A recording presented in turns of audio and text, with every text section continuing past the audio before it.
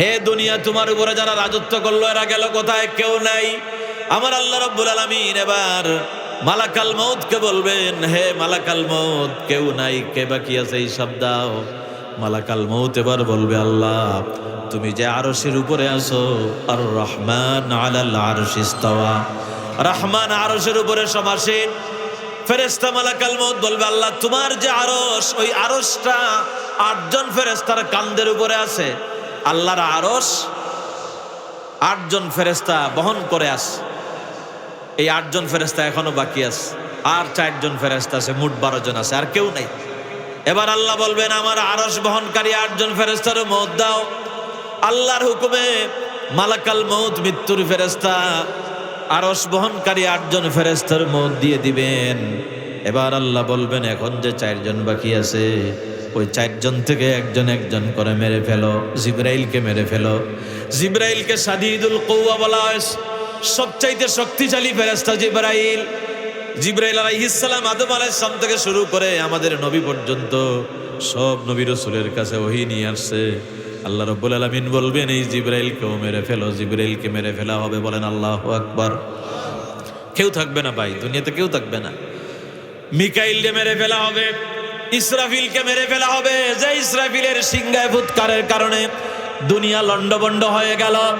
সেই ইসরাফিল কত শক্তি আল্লাহ তারে দান করলেন, তার ফুৎকারের কারণে আল্লাহ সব ধ্বংস করে দিলেন। সেই ইসরাফিলেরও মৌত হয়ে যাবে।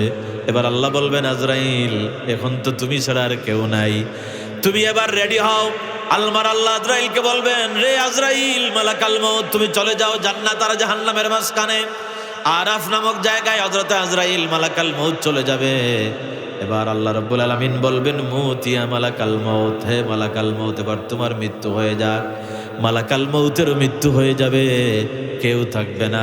এবার আমার আল্লাহ ডাক দিবেন আর বলবেন, লিমানিল মুলকুল ইয়াউম। আল্লাহু আকবার। আল্লাহ বলবেন, আজকে রাজত্ব কার? তিনবার আল্লাহ বলবেন, রাজত্ব কার? বলেন তো, রাজত্ব কার? আল্লাহর জবাব আসবে। কে জবাব দিবে? জবাব তো কেউ দিতে পারবে না, কেউ নাই। আল্লাহ নিজেই বলবেন, লিল্লাহিল ওয়াহিদিল কাহ্হার। আজকে একমাত্র আল্লাহর রাজত্ব, সব শেষ, এখন আল্লাহ ছাড়া কেউ নাই, কিচ্ছু থাকবে না। ভাই, এই ভূমিকম্প দিয়া আমাদের যদি সতর্ক করেন আল্লাহ তাআলা, আমরা যদি সতর্ক না হই, একটু চিন্তা করেন তো, যারা ফজর পড়লো, ফজরের নামাজটা জামাতের সাথে আদায় করলো, জুমার দিন ছিল, ওইটাই তো হয়তো তার শেষ নামাজ হয়ে যেতে পারত, ঠিক কিনা বলেন? জুমার আগেই দুনিয়া বাংলাদেশ লন্ডভন্ড হয়ে যেত, লক্ষ লক্ষ মানুষ মারা যেত। আল্লাহ সতর্ক করেন, এইভাবে আল্লাহ সব ধ্বংস করে দিবেন। কুল্লু মান আলাইহা ফান ওয়া ইয়াবকা ওয়াজহু রাব্বিকা যুল জালালি ওয়াল ইকরাম ফাবিআইয়ি আলা'i রাব্বিকুমা তুকাজ্জিবান। সব ধ্বংস হয়ে যাবে। তাহলে ভাই, আমরাও থাকবো না, দুনিয়াও থাকবে না। এই দুনিয়ায় আমরা ছিলাম না, আবার এই দুনিয়ায় আমরা থাকবো না, দুনিয়াও শেষ হয়ে যাব। আমরা ছিলাম কোথায়? আমরা ছিলাম আল্লাহর জান্নাতে। আমরা কই ছিলাম ভাই? জান্নাতে ছিলাম।